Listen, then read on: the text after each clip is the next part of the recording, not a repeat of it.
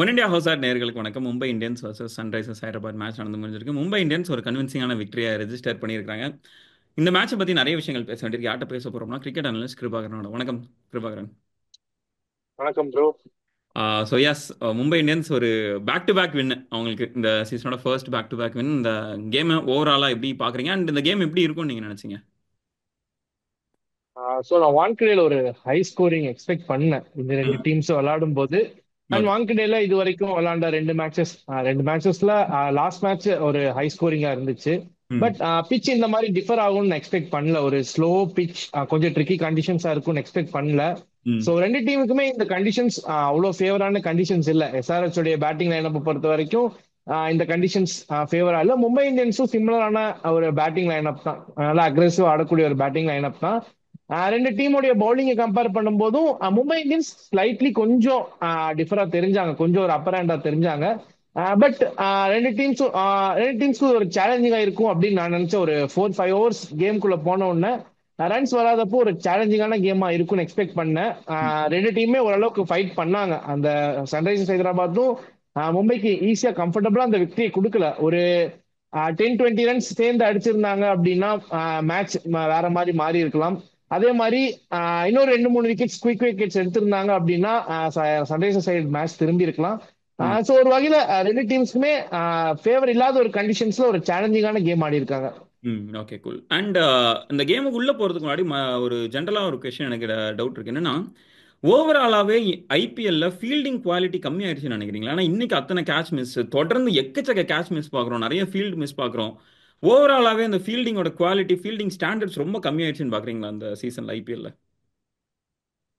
நிச்சயமா. ஏன்னா நம்ம சீசன் சீசன் பார்த்துட்டோம் அப்படின்னா ம். சூப்பர்வான கேச்சஸ் ஆக்சுவலா இப்போ ஒரு ஹாஃப் வே மார்க்ல ம். ரீப்ளே நிறைய போட்டு காமிப்பாங்க. நிறைய சூப்பர் கேச்சஸ், அந்த பிடிச்ச கேச்சஸ் எல்லாம் அந்த காம்படிஷனா போட்டு காமிப்பாங்க.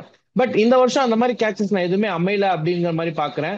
அண்ட் கிரவுண்ட் ஃபீல்டுமே ரொம்ப சுமாராவே இருந்துச்சு. நான் ஒரு பர்டிகுலர் டீம்னு சொல்ல முடியாது. ம். ஆல்மோஸ்ட் எல்லா டீமுமே கேச்சஸ் டிராப் பண்றது, ஃபீல்ட்ல மிஸ் பண்றது நம்ம பார்க்க முடிஞ்சிச்சு. ஈவன் டாப்ல இருக்க டீமா இருக்கட்டும், அதே மாதிரி சிஎஸ்கே, மும்பை மாதிரியான ஃபீல்டிங்க்கு பேர் போன டீம்ஸா இருக்கட்டும். ஸோ இன்னைக்கு கூட மும்பை இந்தியன்ஸ் நிறைய கேச்சஸ் டிராப் பண்ணாங்க. ஸ்டார்டிங்ல வில் ஜாக்ஸ் அபிஷேக் சர்மாக்கு விட்டதா இருக்கட்டும், கரண் சர்மா ஒரு 2 கேட்ச் டிராப் பண்ணாரு. ம். அதே மாதிரி சன்ரைசர்ஸ் சைட்ல இருந்து ஒரு 2 டிராப் கேச்சஸ் நம்ம பார்த்தோம். ஸோ ம். அப்படி பார்க்கும்போது ஓவராலா நீங்க சொன்ன மாதிரி ஃபீல்டிங் குவாலிட்டி கொஞ்சம் சுமாரா இருக்க மாதிரி தான் நான் ஃபீல் பண்றேன். Okay, cool. அண்ட் மும்பை இந்தியன்ஸ்ல நீங்க வந்த முதல் மிகப்பெரிய அடி வந்து கரண் சர்மாவோட இன்ஜுரி. அவர் இல்லாம, ஏன்னா ஒரு பவுலர் டோட்டலா இப்போ அவுட். ஸோ நெக்ஸ்ட் யார் ஸ்டெப் அப் பண்றா அப்படின்னும் போது வில் ஜாக்ஸ் ஸ்டெப் அப் பண்ணார். அண்ட் ரொம்ப முக்கியமான 2 விக்கெட்ஸும் Travis Head and Ishan Kishan மாதிரியான 2 டேஞ்சரஸ் பேட்டர்ஸ் வந்து விக்கெட் எடுத்தாரு. ஸோ வில் ஜாக்ஸ் இதுக்கப்புறம் ட்ரஸ்ட் பண்ணுவாங்கன்னு நினைக்கிறீங்களா அவங்க பவுலிங்ல? கண்டிப்பா கண்டிப்பா பண்ணியே ஆகணும். ஏன்னா வில்ஜாக்ஸ் ஃபர்ஸ்ட் மேட்ச் சூரியகுமார் யாதவே பெர்ஃபெக்டா யூஸ் பண்ணாரு. அதுக்கப்புறம் ஹர்திக் பாண்டியா வந்ததுக்கு அப்புறம் தான் அவர் யூஸ் பண்றது கம்மியா இருந்துச்சு. பவர் பிளேல ஒரு மேட்ச் அவருக்கு சரியான டைம்ல போல் பண்ண கொடுக்கல அப்படின்னு தான் நான் சொல்லுவேன். இன்னைக்கு சான்ஸ் கிடைச்சது, அதே மாதிரி பிச்சும் அவருக்கு ஃபேவரா இருந்துச்சு. ஸோ என்ன பொறுத்த வரைக்கும் மும்பை இந்தியன்ஸ் இந்த மேட்சஸ் லூஸ் ஆகும்போது வில்ஜாக்ஸ் தான் ஒரு வீக் லிங்கா தெரியாரு அப்படின்னு நிறைய விமர்சனங்கள் வந்துச்சு. பட் ம். வில்ஜாக்ஸ் வந்து பேட்டிங் மட்டும் இல்லாம பவுலிங்லயும் ஒரு கம்ஃபர்ட் தருவார். இன்னைக்கு ஒரு ஸ்பின்னர்ஸுக்கு நல்லா ஓரளவுக்கு நல்லா ஸ்பின்னர்ஸ், ஸ்பெஷலி ஆஃப் ஸ்பின்னர்ஸுக்கு நல்லா கை கொடுத்துச்சு. கரண் சர்மா இல்லாத அந்த ஒரு ஸ்டேஜ்ல வந்து அந்த 3-4 ஓவர் போல் பண்ணணும் அப்படிங்கும்போது இவர் எடுத்துட்டு வந்தது ஒரு பிரில்லியன்ட் மூவ் அப்படிங்கிறது நான் பாக்குறேன். ஸோ இனி ஃபியூச்சர்ல பிச்சஸ் இப்போ ஸ்பின்னிங் ட்ராக் வருது அப்படின்னா டுவர்ட்ஸ் தி எண்ட் நம்ம போகும்போது ஃபைனல் கொல்கத்தாவில் நடக்குது. ஒருவேளை Mumbai Indians play off and finals ஆடுற மாதிரியான சுச்சுவேஷன் வந்துச்சு அப்படின்னா வில்ஜாக்ஸ் மாதிரியான ஒரு பேட்டர் கம் ஸ்பின்னர் அப்படி இருக்கும்போது டீம்ல எக்ஸ்ட்ராவா ஒரு 2 ஓவர் ஸ்பின்னருக்கு போடக்கூடிய அந்த கம்ஃபர்ட் டீமுக்கு கிடைக்கும். So second half of the tournament and playoffs வந்து வில்ஜாக்ஸ் ஆட வைக்கிறது, வில்ஜாக்ஸ் டீம்ல இருக்கிறது மும்பை இந்தியன்ஸ்க்கு ஒரு கம்ஃபர்ட் தான். அவர் வந்து சரியான டைம்ல ஹர்திக் பாண்டியா யூஸ் பண்ணணும்.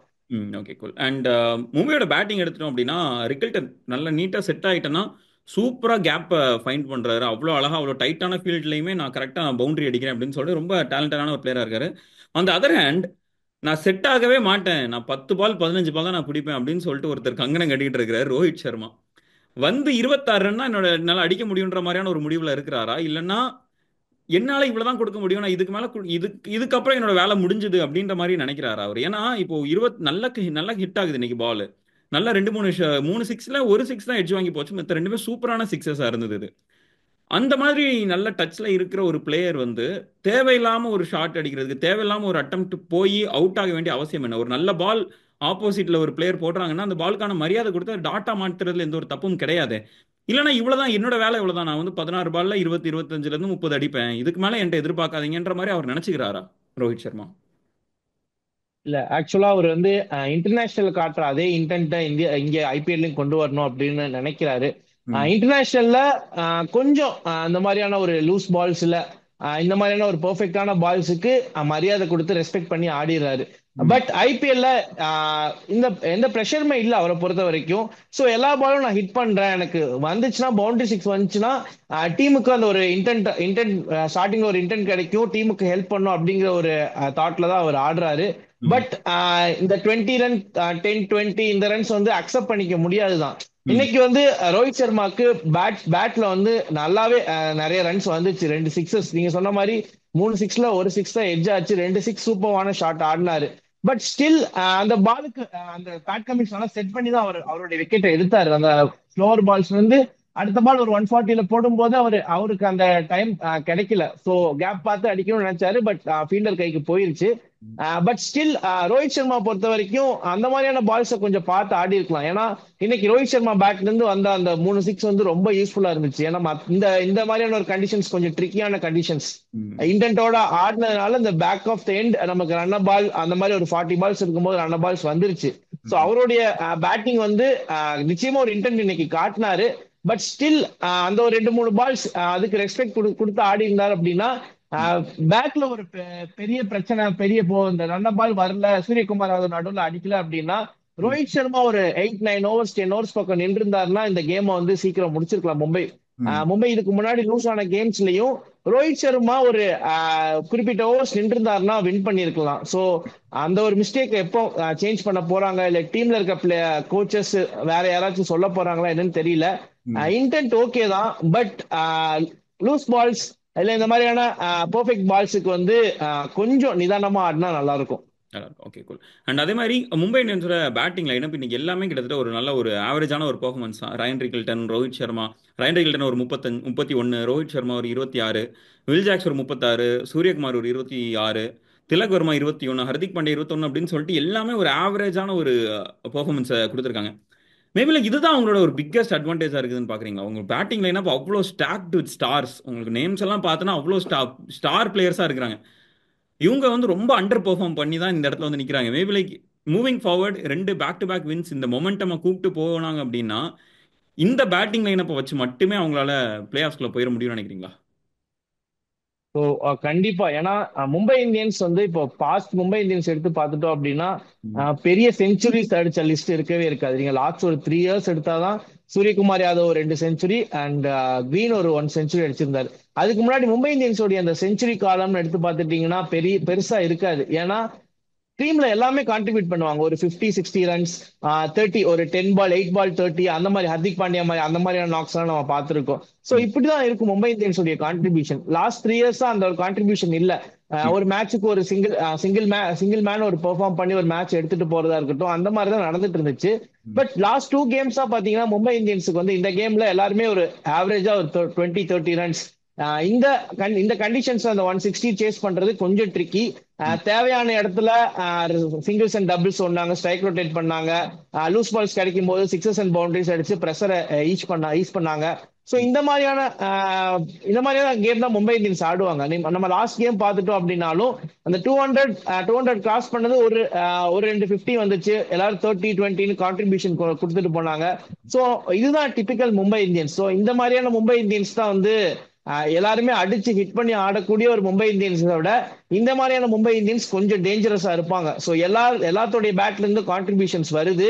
ஸோ ம். ஒரு பெரிய ஸ்டேஜ் அப்படின்னு வரும்போது ஏதாவது ஒரு பிளேயர் ஸ்டெப் அப் பண்ணி அடிச்சாங்க அப்படின்னா மிச்சம் இருக்கவங்க எல்லாம் அவங்களோட கான்ட்ரிபியூட் பண்ணாங்கன்னா ம். மும்பை இந்தியன்ஸுக்கு விக்டரிஸ் பேக் டு பேக் வர்றதுக்கு வாய்ப்பு இருக்கு. ஸோ இந்த பேட்டர்ஸோட கான்ட்ரிபியூஷன்ஸ் எல்லாரும் கான்ட்ரிபியூட் பண்றது மும்பை இந்தியன்ஸுக்கு ஒரு மிகப்பெரிய advantage. And one last question, Mumbai இந்தியன்ஸோட பவுலிங் அட்டாக் எப்படி இருக்கு? ஏன்னா இன்னைக்கு வந்து தீபக் சஹர் கொஞ்சம் எக்ஸ்பென்சிவான spell, Hardik Pandya till first 3 over சூப்பராக போட்டார். பட் கடைசி ஓவரில் மட்டும் ஒரு 22 ரன் தேவையில்லாமல் கொடுத்துட்டாரு. அண்ட் ட்ரெண்ட் போல்ட் வந்து அவங்க இன்னும் கொஞ்சம் ட்ரஸ்ட் பண்ணலாமோ அப்படின்ற மாதிரியான சில கொஸ்டின்ஸும் இருக்கு. அவங்களோட பேட்டிங் ஆர்டர் ஓகே, பட் அவங்க பவுலிங் ஆர்டர் எப்படி இருக்கு, அண்ட் கடைசியா அவங்க பிளே ஆஃப்ஸ்குள்ள போறதுக்கான சான்சஸ் எவ்வளவு இருக்கு அப்படின்றதையும் சொல்லிருக்கேன். ஸோ பவுலிங்கை பொறுத்த வரைக்கும் நீங்க ஃபர்ஸ்ட் ட்ரெண்ட் போல்ட்டுக்கு வந்து ஃபர்ஸ்ட் ஸ்விங் பெருசா கிடைக்கிறது இல்லை இந்த season. With with pitch conditions ஒரு மேட்ச் வான்கிரேல ஆடும்போது நல்லா ஸ்விங் ஆச்சு. பட் ட்ரெண்ட் போல்ட்டுடைய அந்த யூஸ்வல் ஸ்விங் பார்க்க முடியறது இல்ல பிச் கண்டிஷன்ஸ்னால. ஸோ ட்ரெண்ட் போல்ட் என்ன பண்றாருன்னா லைன் அண்ட் லென்த்ல நல்லா கான்ட்ரிபியூட் பண்றாரு, யாக்கர்ஸ் நல்லா போல்ட் பண்றாரு. ஸோ அவருடைய ஸ்ட்ரென்த் அந்த ஸ்விங்கை தாண்டி இந்த யாக்கர்ஸ் போல்ட் பண்றது இந்த மாதிரியான இடத்துல வந்து அவருடைய ஸ்ட்ரென்த்தை காட்டுறாரு. மேபி இனி ஃபியூச்சர்ல ஒரு நல்ல பவுலிங் கண்டிஷன்ஸ் வந்தாருன்னா அவருடைய பெர்ஃபார்மன்ஸை காட்டுவாரு. தீபக் சாகர் எக்ஸ்பென்சிவா இருந்தாரு, பட் ஃபர்ஸ்ட் 2 ஓவர்ஸ் பவர் பிளேல சூப்பரா போல்ட் பண்ணாரு. இதுக்கு முன்னாடி ஆர்சிபி கேம்லயும் சரி இன்னைக்கும் சரி அந்த 5th ஓவர்ல இருந்து அவரை அடிக்க ஆரம்பிச்சிட்டாங்க. சோ என்ன பொறுத்த வரைக்கும் இந்த பவர் பிளேல அவரை பெர்ஃபெக்டா யூட்டிலைஸ் பண்ணிக்கணும். 3 ஓவர்ஸ் அவர் அங்கிருந்து வாங்கிட்டோம் அப்படின்னா டெத் ஓவர்ல அவர் போட வேண்டிய அவசியமே கிடையாது. ஆக்சுவலா இன்னைக்கு கூட அவர் போட்டிருக்க மாட்டாரு. அன்பார்ச்சுனேட்லி கரண் சர்மாட்ட இருந்து நம்ம ஓவர்ஸ் வாங்க முடியல, அவர் இன்ஜுரினால வெளியே போனதுனால அவர் ஒரு ஓவர் போல் பண்ண வேண்டியதா போச்சு. Jasprit Bumrah is back. அவர் எப்பவுமே அந்த ஒரு எக்கனாமிக்கலா போல் பண்ணிடுவாரு, தேவையான விக்கெட்ஸ் எடுத்துருவாரு. ஹர்திக் பாண்டியா 3 ஓவர்ஸ் நல்லா போல் பண்ணாரு. அதே ஒரே ஒரு சின்ன பிரச்சனை என்னன்னா கரண் சர்மா இல்லாதனால அந்த 2 ஓவர்ஸ் 20 ரன்ஸ் வந்துச்சு 18th and 20th ஓவர்ல. ஸோ அந்த இடத்துல மும்பை இந்தியன்ஸ் மாட்டிட்டாங்க. Hardik Pandya as death over நல்லா போல் பண்ணுவாரு, பட் இன்னைக்கு கொஞ்சம் ஒரு ஆஃப் டேவா போயிருச்சு. But except the death over பாண்டியாவுடைய பவுலிங் இம்பார்ட்டன்ட் டைம்ல வந்து பார்ட்னர்ஷிப் பிரேக் பண்ணது. ஆக்சுவலா டிராவிஸ் ஹெட் விக்கெட்டும் எடுத்துட்டாரு ஆல்மோஸ்ட். அது நோ பாலா இல்லைன்னா அது ஒரு விக்கெட். சோ அந்த மாதிரி பார்ட்னர்ஷிப் பெரிய விக்கெட்ஸ் எடுக்கிறதுல ஹர்திக் பாண்டியா கான்ட்ரிபியூட் பண்றாரு. ஈவன் பர்பிள் கேப் லிஸ்ட்ல கூட 3rd பொசிஷன்ல இருக்காருன்னு நினைக்கிறேன். சோ இந்த டைம் ஹர்திக் பாண்டியாவோட பவுலிங் தான் மற்ற பவுலர்ஸோட இந்த விக்கெட் டேக்கிங் ஆப்ஷன்ஸ் அதிகமா இருக்கு. So spinners Santner, Will Jacks, Karan Sharma இல்லைன்னா விக்னேஷ் புத்தூர் பவுல் பண்ணாங்க அப்படின்னா ஸ்பின்னிங்கும் கொஞ்சம் ஸ்ட்ராங்கா இருக்கும். ஸோ மும்பை இந்தியன்ஸை பொறுத்த வரைக்கும் ஒரு சின்ன சின்ன பிரச்சனைகள். தீபக் சகர் வந்து 3 ஓவர் மட்டும் போல் பண்ணா போதும். And Trent Boult towards death இப்போ நல்லா கான்ட்ரிபியூட் கொடுக்குறாரு. ஸோ அவரை கொஞ்சம் ட்ரெஸ் பண்ணாங்க அப்படின்னா மும்பை இந்தியன்ஸ் இன்னும் கொஞ்சம் பவுலிங் நல்லா டெப்தோட போல் பண்ணலாம். அண்ட் மும்பை இந்தியன்ஸ் உடைய சான்சஸ் அப்படின்னு பார்த்துட்டீங்கன்னா பிளே ஆஃப்ஸுக்கு இந்த மும்பை இந்தியன்ஸ் வந்து ரைட் ஆஃப் பண்ண முடியாது. எந்த மும்பை இந்தியன்ஸுமே ரைட் ஆஃப் பண்ண முடியாது. அவங்க இதுக்கு முன்னாடி பண்ண சம்பவங்கள்லாம் அப்படி. So Mumbai Indians back to back win பண்ணியிருக்காங்க. ஸோ அடுத்த ஒரு 2-3 கேம்ஸ் அவங்க வின் பண்ணிட்டாங்க அப்படின்னா பிளே ஆஃப் சான்ஸ் ரொம்பவே அதிகமா இருக்கு. சின்ன சின்ன மிஸ்டேக்ஸ் இருக்கு. ஸோ அதை வந்து அடுத்த ஒரு 2-3 கேம்ஸ்ல மாத்திக்குவாங்க அப்படின்னு நான் எக்ஸ்பெக்ட் பண்றேன். அப்படி மாத்திட்டாங்க அப்படின்னா அந்த டாப் 4 மும்பை இந்தியன்ஸுக்கு ஷோரா இருக்கும். ஸோ இப்போதைக்கு எதுவும் சொல்ல முடியாது, ஒரு 2-3 கேம்ஸ் போனக்கு அப்புறம் சொல்லலாம். Okay, cool. Thank you so much Kirubakar. உங்களோட டைம் ஸ்பெண்ட் நிறைய விஷயங்கள் தேங்க்யூ ப்ரோ. ரொம்ப ரொம்ப நன்றி. தேங்க்யூ.